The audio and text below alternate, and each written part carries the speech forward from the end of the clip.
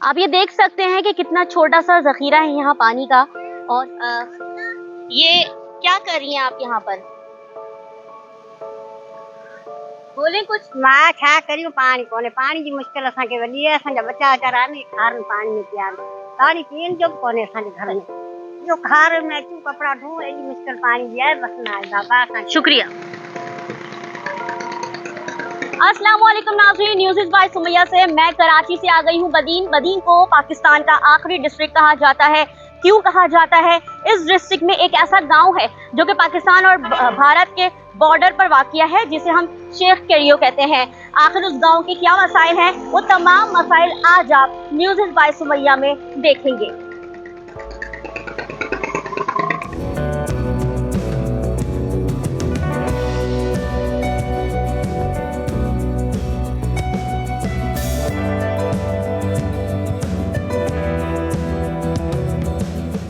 सूबा सिंध का साहिली गांव जो कि पाकिस्तान का आखिरी गांव है, आखिरी सांसें ले रहा है, क्योंकि यहाँ एक खामोश इंसानी और माहौलियाती बहरान गुज़िश्ता 2 दिहाइयों से जारी है। ये इलाका कभी ज़राई लिहाज से खुशहाल हुआ करता था, मगर मौसमियाती तब्दीलियों, तूफान की आफत ने न सिर्फ घरों के ढांचे को तबाह किया, हजारों एकड़ ज़राई रकबा समंदर चाट गया। नमकीन समुद्री पानी ने जमीन को बंजर कर दिया, जिसके नतीजे में किसानों को अपनी जमीनें छोड़कर रोजगार के लिए माहीगीरी की तरफ जाना पड़ा। जुम्मो कभी अपनी जमीन और खेतों के मालिक थे, मगर अब 2 वक्त की रोटी कमाने से कासिर हैं, क्योंकि जिस जमीन पे कभी लहलहाते खेत थे, मौसमियाती तब्दीली के सबब अब वो जमीन समंदर निकल चुका है। जिस जमीन पे ये कभी खेती उगाते थे, अब उसी जमीन पे बच्चों समेत मछली और केकड़ा पकड़कर कराची और बदीन बेचने जाते हैं। पानी जी कमी पेशी थी वही, जंहिंमें पोइ ज़राअत जेका से नुक़सान ॾी रही, पोइ उनजे करे छो उन धंधे खे छॾे वरी कुझु माल खे लॻासीं। माल जे करे ॿनी जे ॿारे जो पाणी न थियो, पोइ उनखे छॾे वरी लॻासीं महागीरीअ खे। महागीरी बि या पोइ मिठे पाणीअ सां जेकॾहिं धंधोदारी जेको थिए थो, रोज़गार थिए थो, मिठे पाणी सां थो थिए। बसि उन में जेका 2 टे खेखड़ा जलियूं, बसि उन मज़ा अटो भरतो वठूं, इहो गुज़र सफ़र आहे। इहा बि ख़बर कोन्हे केॾी महिल 2000 पाणियो कढूं, 5 ॾींहं वरी रुपए बि हिकिड़ो नथो मिले। कितने बच्चे हैं आपके? मुंहिंजा बच्चा 6। अब वो क्या करते? उहो बि 2 छोकिरा खेखड़ा मारींदा आहिनि ऐं ॿिया अञा 2 टे नंढा छोटा बच्चा आहिनि।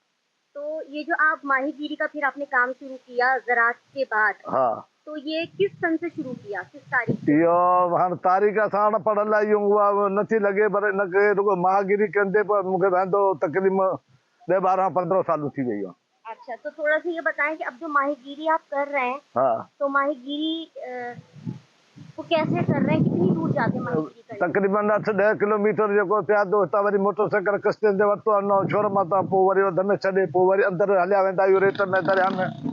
पोइ हुन पासा पलांद जेका आहिनि उतां वरी जेको खेखड़ा, पोइ सुबुह महिल सवेरो वेंदा आहियूं, पोइ शाम टाणे जेको हिन खां पोइ या शाम जो वरी उतां पाणी जी बोतल कुल्हे में, बगरी कुल्हे में, कुंदरी हथ में, पोइ उन डरे मज़ा पकिड़े, पोइ उन मंझि ॿधी, पोइ हिते खणी हिते वरी छोटा छोटा वापारी उनखे भेजींदा आहियूं। पोइ हुन मां रोज़गार थींदो, अटो भतो थींदो, घर जो राशन पाणी।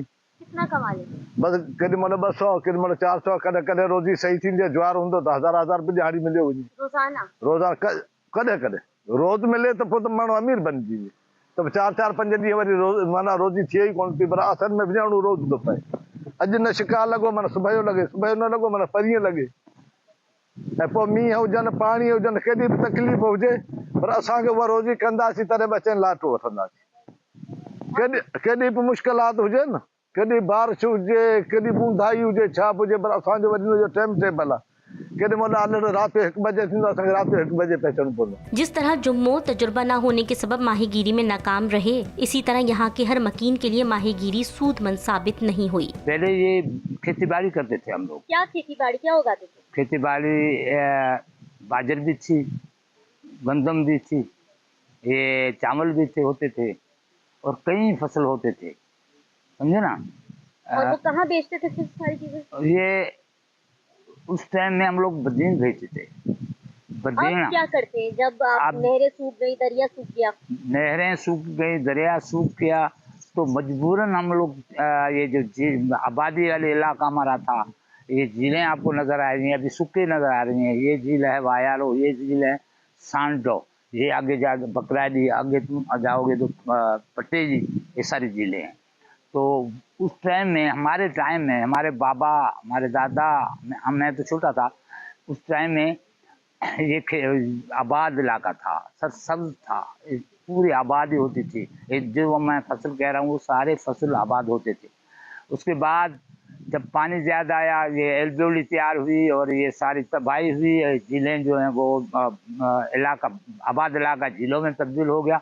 फिर ये मजबूरन एल्ब्योली आई, एल्ब्योली ने ये झींगे मच्छी लाई और मजबूरन हमारे को माहीगीरी करनी पड़ी। जी बिल्कुल, मैं इस वक्त शेख के एरिया में मौजूद हूँ और ये इलाका पहले ज़रात यहाँ पर लोग करते थे और चावल की फसल बेसिकली उगाते थे, लेकिन पानी की कमी, दरिया के सूख जाने के सबब इन लोगों ने माहीगीरी शुरू की। माहीगीरी करने के लिए भी इन्हें 10 किलोमीटर दूर जाना पड़ता है और माहीगीरी भी कोई ख़ास यहाँ पर नहीं हो पाती, क्योंकि पानी जो है समंदर का जो आया तो वो जहरीला हुआ, जिसकी वजह से ये जो मछली पकड़ते हैं उसे खाने के लिए फ़रोख्त नहीं करते, बल्कि उसको फीड बनाने के लिए कराची में फ़रोख्त करते हैं, जिससे ज़्यादा रेवेन्यू जनरेट नहीं हो पाता।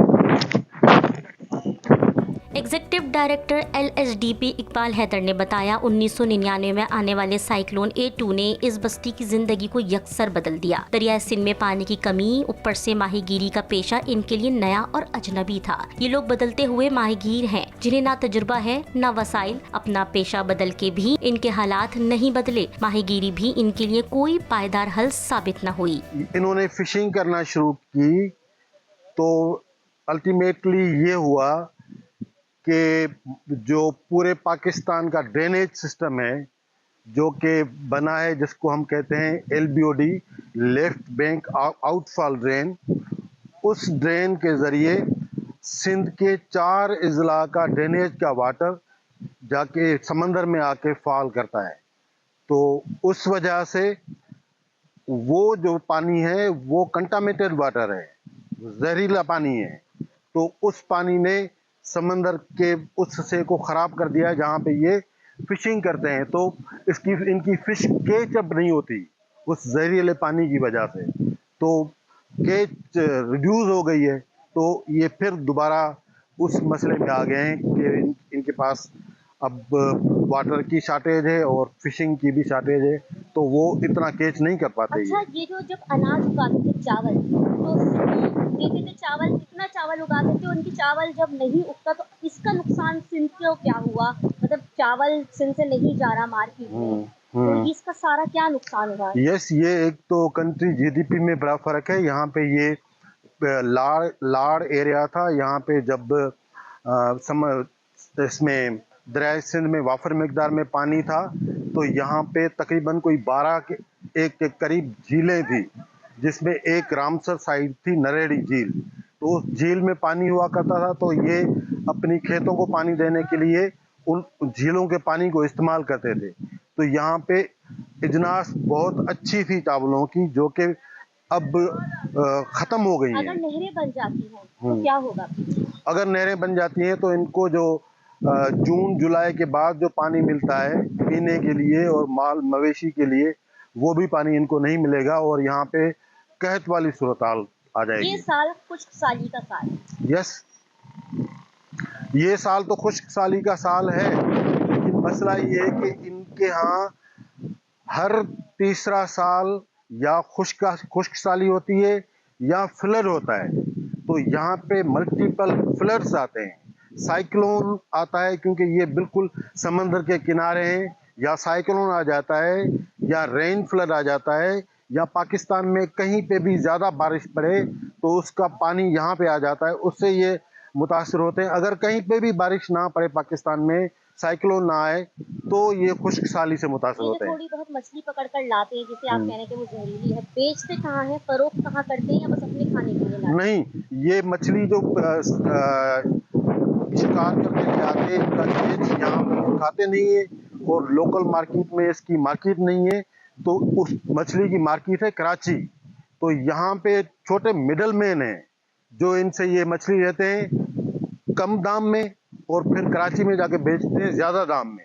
तो इनके साथ ये पूरा एक चेन है जो जुड़ी हुई है इनके साथ और एक्सप्लॉइटेशन करती है यहाँ पे। कौन सी मछलियाँ आती है यहाँ पर? यहाँ पे ये केकड़ा मारते हैं और उसके बाद झींगा यहाँ पे कभी कभी ये मारते हैं, और फिर समंदर की और भी कुछ मछली इनको लगती है, छोटी मछली, तो वो जो फीड में काम आती हैं, जिसको ये किच कहते हैं। अच्छा, तो आप कह रहे हो जहरीली मछली जो कराची में बेची जा रही है बेसिकली खाने के लिए नहीं, वो भी फीड वाली मछली बेची जा रही फीड वाली मछली है। है, पूरा जुमला बोलिए। हाँ, यहाँ पे यहाँ से जो मछली जाती है ये ज्यादातर केच करते हैं किच, जिसको छोटी मछली है, वो कराची में फीड के लिए काम आती है, जानवरों को खिलाते हैं, या फिर वो क्योंकि वो जहरीली होती है जानवरों को खिलाते हैं, या फिर जो पोल्ट्री फार्म्स हैं उसमें, हाँ, उसमें वो इस्तेमाल होती है, इंसान ये नहीं खाते।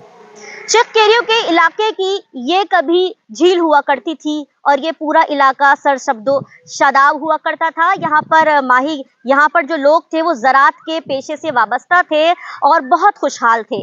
मगर 1999 के बाद जब यके बाद दीगरे सैलाब आए तो ये इलाका खुशहाल नहीं रहा, बल्कि इनके जो खेतों की ज़मीन थी वहाँ पर समंदर ने डेरे डाल लिए, जिसके बाद इनको ज़राअत का पेशा छोड़कर माहीगीरी का पेशा अपनाना पड़ गया। माहीगीरी का पेशा अपनाने के बाद इनको पता चला कि वो पेशा भी इनके लिए नहीं है, क्योंकि वो पानी जहरीला है जिससे वो मछलियां पकड़ रहे हैं, और वो मछलियां कराची में फरोख्त तो की जाती हैं मगर खाने के लिए नहीं, जानवरों की फीड के लिए। यहाँ के मकीन सैलाब से भी परेशान हैं और यहाँ के मकीन आने वाली खुश्क साली से भी बहुत परेशान हैं। पीने के साफ पानी से महरूम इस गांव के मकीनों ने बारिश और सैलाब के पानी को महफूज करने के लिए बड़े बड़े तालाब बनाए हुए हैं। इन तालाबों का पानी इंसानों समेत जानवरों की प्यास भी बुझाता है, मगर ये पानी गंदा है, बीमारियां फैलने की बड़ी वजह भी।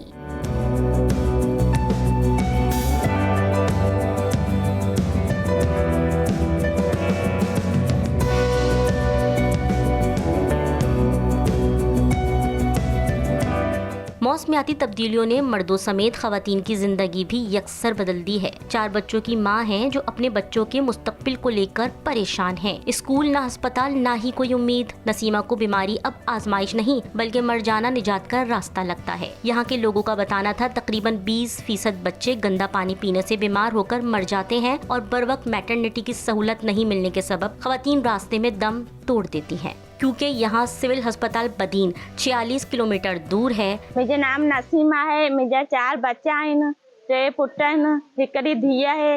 अस्पताल पे सब लता ही कौन है, नको को पानी दिया है, नको 12 बच्चों पढ़न जो स्कूल है, न तो का शे कौन है बाकी थलो रोना है, ते में मानो खेखने ते विंजन ता ज्वार थे से पुजे कुका आहिन त मारे होते जिन्ना है त थलो बेरोजगार बैठा हूं त आहे कुछ कौन है। तो ये बताएं, आपने कहा आपके 3 बेटे 1 बेटी हाँ। है, वो जब आपने पैदा किया हाँ। तो आपको किन मुश्किलात का सामना था, क्योंकि ना चिककेरियो ना सिरगिट कहीं कोई मैटरनिटी अस्पताल इसका अस्पताल ही कौन पे घरी भी हम कया है दाई पेरी पढ़ल करल कौन है मेरे जानू है। यहाँ गाँव में औरतों को इस मामले में किन मुश्किलात का सामना होता है और क्या औरतें मर भी जाती हैं? मर भी जाती है। कोई नाम याद है? नाम असा तो मैं करी निगरी भी मुझे मासाद भी ता नाम रजा हो वो हमल भी ता अल्लाह मुश्किलात थी भाई ता खड़ी व्यास बेटा अद्धा में निकल जाए अस्पताल भाई मर जाए। तो गंदा पानी है ते में जिला बच्चों के लगे अपन जा कालरा थो ये जगह रहन ओ थो विनन बुखार तो थी जड़ी नी में पो अस्पताल पो कने ना को बी पो बच्चा के बेचारा लुढ़िया लुढ़िया के घर थी के किए थी पर। तो फिर इलाज क्या करते हैं आप लोग? इलाज तो बदीन में थी ना बेहतर इलाज थी ना बस यहाँ से हॉस्पिटल जाने में कितना टाइम लगता है, कितने पैसे लगते हैं? पैसा अच्छा है, जाम तो खर्ची थे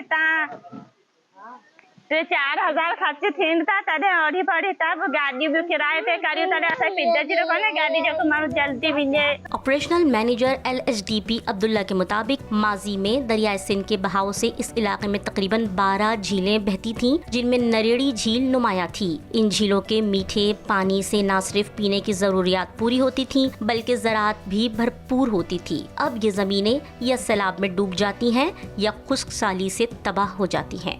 LHDP और इंडस कंसोर्शियम के सपोर्ट से काम करते हैं, फील्ड के हम बंदे हैं। तो जिस गांव में हम खड़े हैं वो चिककेरियो की एरिया कहती है, वो यूनियन काउंसिल बुगड़ा मेमन है। तो पहले इस गांव वाले जो जितने भी हैं, ये पूरी एरिया जो है ना वो एग्रीकल्चर की लैंड थी। ये एक जोन था, एग्रीकल्चर जोन। यहाँ शुगर कैन, राइस, टमाटर, चिल्ली वगैरह इस तरह की चीज़ें होती थी। तो जब 99 का साइक्लोन आया तो पहले इधर समंदर नहीं था और LBOD उन समंदर को यहाँ ले आई। तो उनकी जितनी भी सारी एग्रीकल्चर लैंड हुई, जितनी भी ज़मीनें हैं, वो सारी समंदर में चली गई। तो अब वो लोग जो है ना, उन्होंने अपना लाइवलीहुड का पैटर्न ही चेंज कर दिया। एग्रीकल्चर से फिर शिफ्ट हो गए माहीगिरी पे। लेकिन बदनसीबी ये है कि यहाँ वो मीठे पानी की कमी है, मीठा पानी भी नहीं आता। और सिमन आलिमू में जो जहरीला मवाद आता है शुगर मिलों का, उसकी वजह से यहाँ अब उनकी माहीगिरी भी ख़त्म हो गई है। क्योंकि वो मछली जो है उनके लिए भी कोई इन्वायरमेंट होती है ना जीने के लिए। तो अब ये मछली होती है डीप सी में, और डीप सी यहाँ से कोई 100 किलोमीटर दूर है। तो अब इनकी माहीगिरी भी चली गई है। अब इनका लाइवलीहुड का जो पहले वाला ऑप्शन था एग्रीकल्चर, वो भी चला गया है। अब जिधर हम खड़े हैं वो नहर है, मीरवाट उसको कहते हैं। अभी ये 6 माह में कोई 2 मरतबा बहती है। तो यहाँ तो पीने के लिए पानी भी नहीं है। एग्रीकल्चर या फिशिंग तो अपनी जगह, तो लोग ऐसे ही जी रहे हैं। समझ में नहीं आ रहा थे हम लोग क्या करें। अभी रियासत जो है ना वही कुछ कर सकती है, उनके पास अख्तियार है, पावर है। NGO बस ये है कि अपना आवाज़ ही बुलंद कर सकती है, लोगों के साथ मिलके आवाज़ बुलंद करके लोगों को बता सकती है अपनी शिकायत के ये इस तरह का मसला। अभी ये अपना पेट कैसे पाल रहे हैं? ना पीने का पानी, ना खाने की रोटी। वैसे ये कुछ साली का साल है। यहाँ के लोग जो है ना वो टेम्पररी माइग्रेशन करते हैं, मजदूरी करते हैं। क्योंकि कुछ थोड़ी मछली मिलती है तो उधर घर का काम चलाते हैं। कितने लोग यहाँ पर आबाद थे जब ज़राअत था, और अब कितने लोग आबाद हैं? कितने लोग यहाँ से माइग्रेट करके और कहाँ देखो यहाँ जिस इलाके में खड़े हैं ना वो एक गांव है, लेकिन ये पूरी 4-5 यूनियन काउंसिल्स हैं। इसमें लाखों लोग मौजूद थे। अब वो उनका रोजगार तो खत्म हो गया है, जीने के लिए क्या करें। तो इससे 40% से ज़्यादा लोग जो है ना टेम्पररी माइग्रेशन करते हैं। कराची में, बदीन में मजदूरी के लिए चले जाते हैं ना। तो जो हाउस होल्ड में 5 बंदे हैं वो 3 मजदूरी के लिए चले जाते हैं, 2 उधर गांव के बाकी काम भी करते हैं, थोड़ी सी मछली भी करते हैं। फिर भी इनकी गुजारा नहीं होता है, वो मुश्किल में है। इस गांव की बंजर होती जमीन अपनी तबाही और बिछड़ते दियार का नोहा सुना रही है। यहाँ के 50% से ज्यादा अफराद मौसमी या मुस्तकिल नकल मकानी पर मजबूर हैं। कुछ मजदूरी के लिए दूसरे शहरों या इलाकों का रुख करते हैं ताकि अपने खानदान का पेट पाल सके। साइक्लोन से कबल यहाँ 1000 से ज्यादा अफराद आबाद थे। अब महज 654 अफराद का छोटा सा जहाँ है। यहाँ के 141 मर्द सूरज के साथ जागते, जिंदगी की सख्तियों को कांधे पर उठाए रिस्क की तलाश में निकल खड़े होते हैं। इस गांव में 155 औरतें जिंदगी की सख्तियां झेल रही हैं और मासूम आंखों वाले 355 से जायद बच्चे जिनका कोई मुस्तकबिल नहीं है। जितने अरसे से ये इलाका मौसमियाती सख्तियां झेल रहा है, जब से ही यहाँ पाकिस्तान की सबसे बड़ी सियासी जमात पीपल्स पार्टी हुकूमत कर रही है। ताज मोहम्मद मल्ला यहाँ के MP हैं। इस गाँव की हालत हुकूमती गफलत और मुआशी नाइंसाफी की अलामत बन चुकी है। जिला बदीन का शेख केरियो गाँव सिंध में सबसे निचली सतह दरिया के किनारे पर है, जहाँ सैलाब भी ज्यादा आता है और खुश्कसाली भी ज्यादा रहती है। पाकिस्तान का आखिरी गांव शेख केरियो खेतों से समुद्र तक का सफर बड़ी मुश्किल से तय कर रहा है। तो न्यूज़ इस बाय सुमैया से मैंने आपको दिखाया है शम्स केरियो, और मैं आपको बताऊं कि ना ही यहाँ कोई स्कूल है, ना ही बच्चों के लिए कोई मतलब खवातीन के लिए कोई मैटरनिटी है।